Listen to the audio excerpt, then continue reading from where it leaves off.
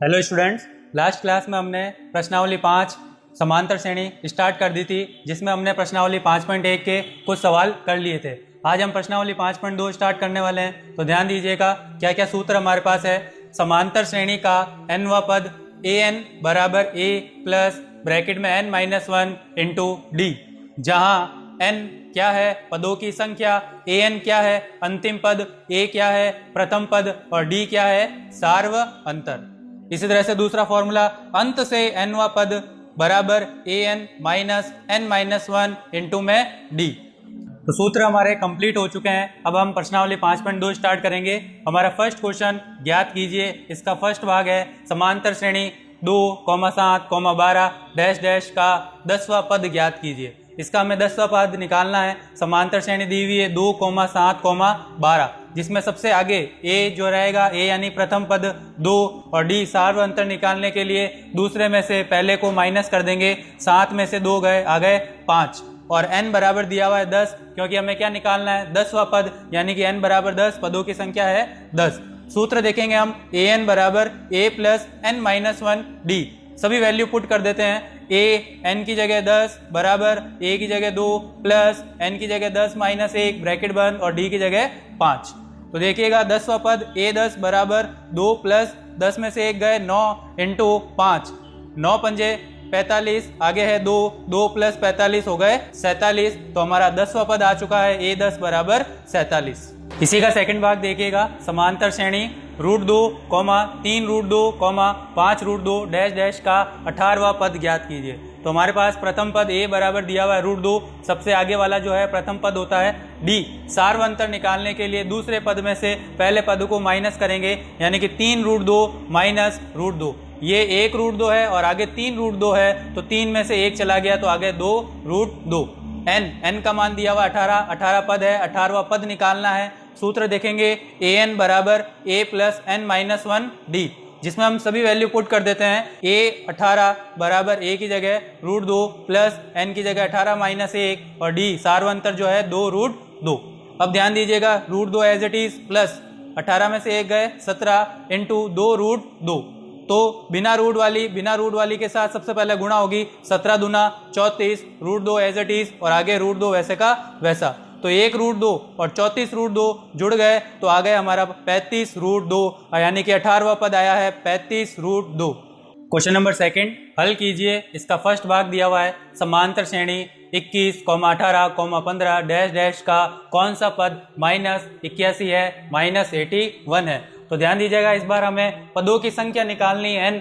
जो भी सबसे लास्ट में दिया हुआ है -81, वो हमारा अंतिम पद है। अंतिम पद को लिखते हैं an से। an बराबर -81। समांतर श्रेणी में जो सबसे आगे है वो हमारा है प्रथम पद a बराबर 21 d। सार्व अंतर निकालने के लिए दूसरे में से पहले को घटाएंगे। 18 माइनस 21, यानी कि 21 में से 18 गए 3, बड़ी संख्या माइनस की है तो आगे लग गया माइनस। इसमें निकालना है कौन सा पद, यानी कि n का मान निकालना है, पदों की संख्या n बराबर क्वेश्चन मार्क। तो सूत्र देखेंगे an बराबर a प्लस n-1 d, जिसमें हम सभी वैल्यू रखेंगे। an की वैल्यू है -81 बराबर a की वैल्यू है 21 plus n-1 as it is, d की वैल्यू है -3 माइनस का, इसलिए इसको ब्रैकेट में रखना है। आगे कैलकुलेशन स्टार्ट करते हैं। प्लस के 21 दूसरी तरफ आ गए तो माइनस के 21 हो गए।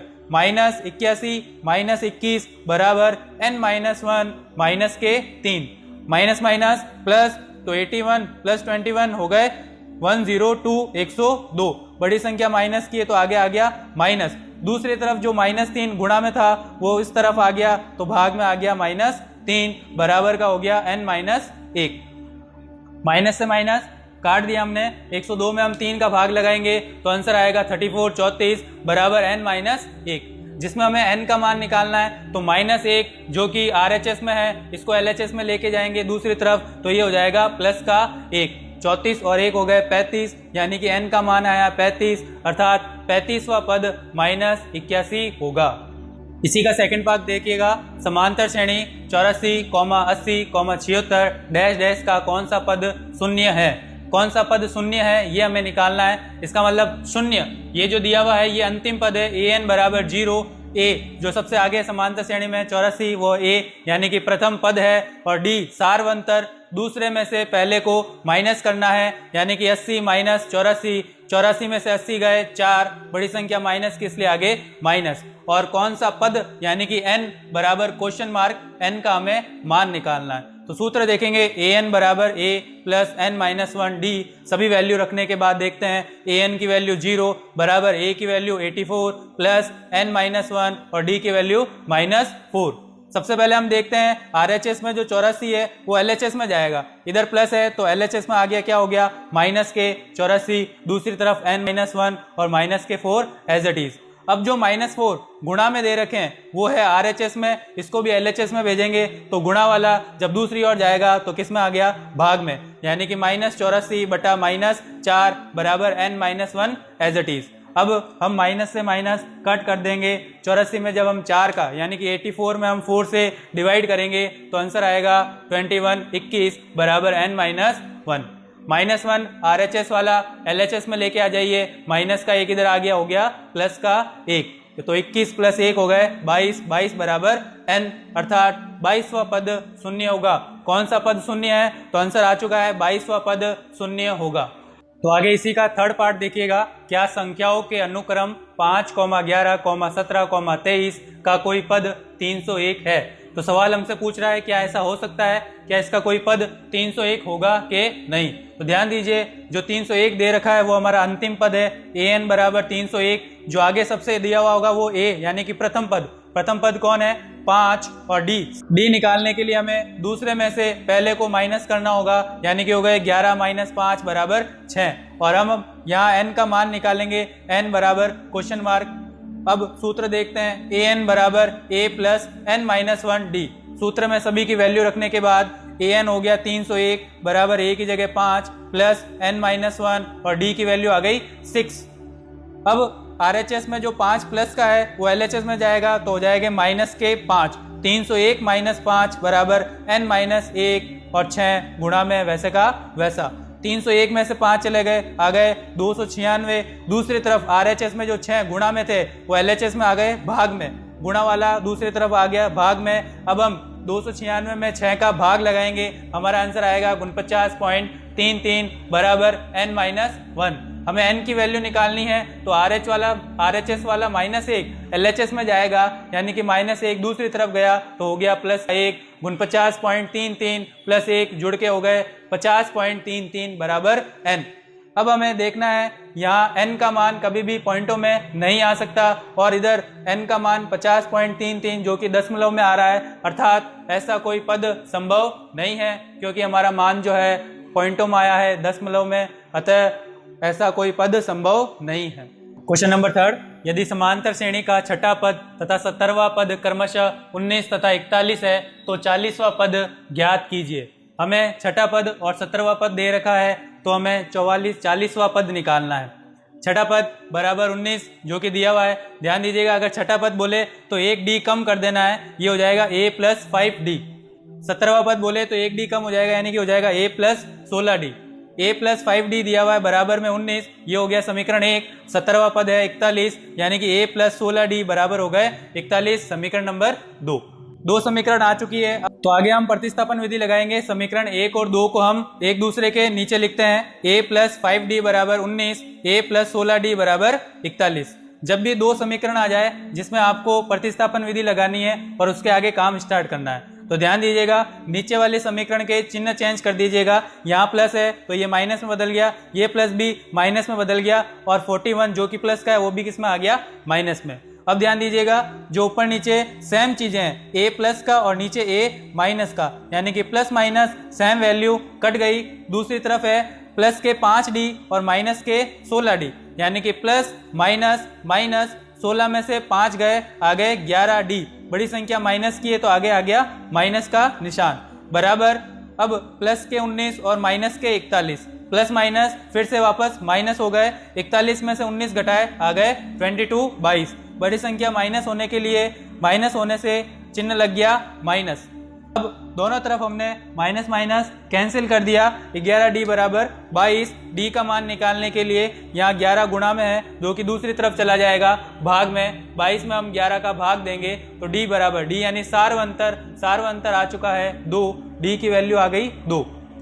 डी का मान समीकरण 1 में रखने पर, समीकरण 1 ये रही आपके पास, a प्लस 5d बराबर 19, यहाँ पे आपको d की जगह क्या रखना है 2, तो देखिएगा a प्लस 5 इंटू 2 बराबर 19, 5 2 से गुणा हुआ, 5 दूना 10 बराबर 19, a प्लस 10 बराबर 19। इसके बाद हमें प्लस 10 को दूसरी तरफ भेजना है, दूसरी तरफ शिफ्ट करना है, प्लस की संख्या दूसरी तरफ गई तो गई माइनस में, 19 माइनस 10 यानी कि a बराबर 19 माइनस 10, 19 में से 10 घटाए a का मान आ गया a बराबर 9, प्रथम पद आ चुका है, प्रथम पद a बराबर 9।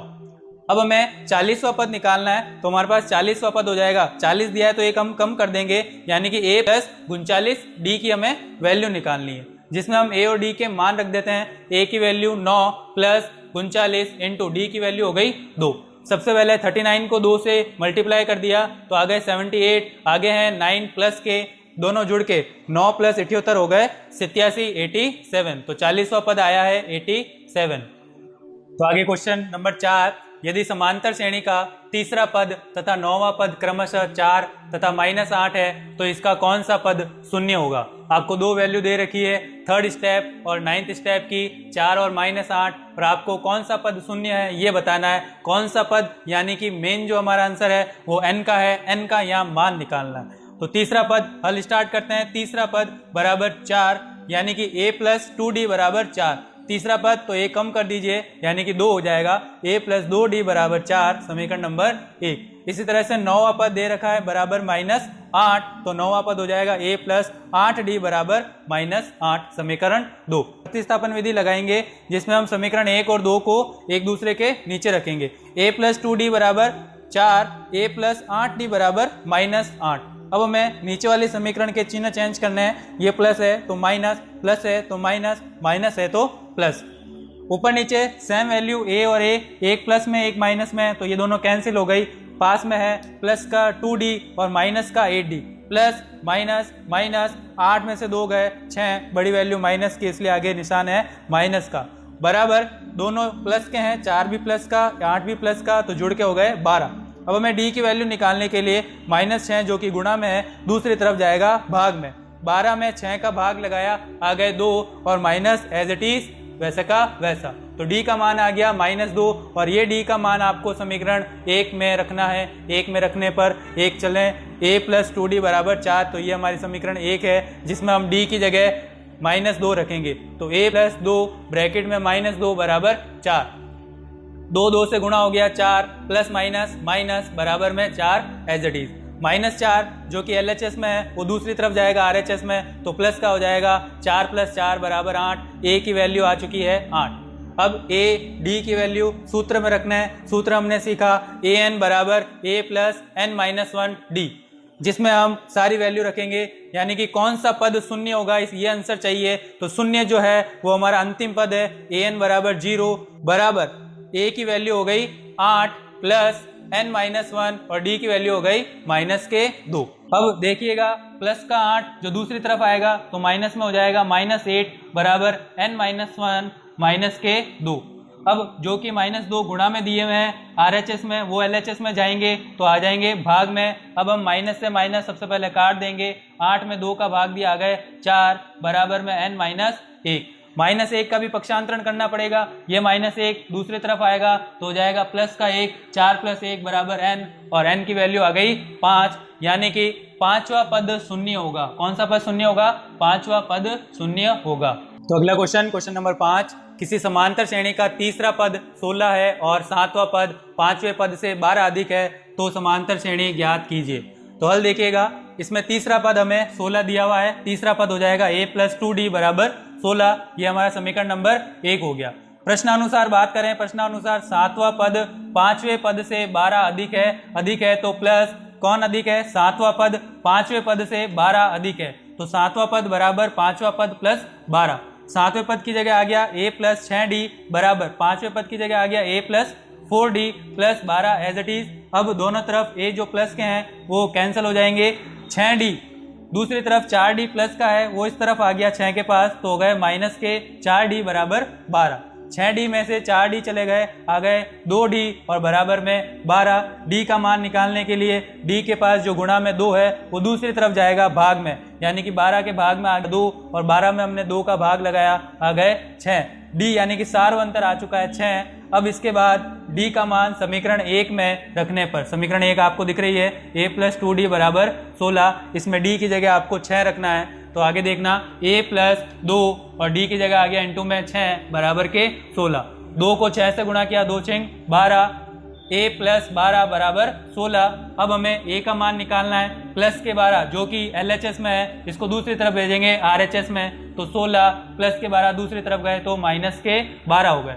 16 में से 12 माइनस कर दिए, a की वैल्यू आ गई 4। अब हमें समांतर श्रेणी ज्ञात करनी थी, तो समांतर श्रेणी ज्ञात करेंगे। समांतर श्रेणी में प्रथम पद a होता है, a का मान दिया हुआ है 4। अब इसमें सार्वंतर जोड़ेंगे, यानी कि d कितना दिया हुआ है 6, तो प्रथम पद यानी 4 में हम 6 जोड़ेंगे तो आएगा 10, फिर इसमें वापस 6 जोड़ेंगे तो आएगा 16, इसमें वापस 6 जोड़ेंगे तो आएगा 22। इसी तरह से हम आगे के स्टेप निकाल सकते हैं। तो ये हमारी समांतर श्रेणी है 4, 10, 16, 22।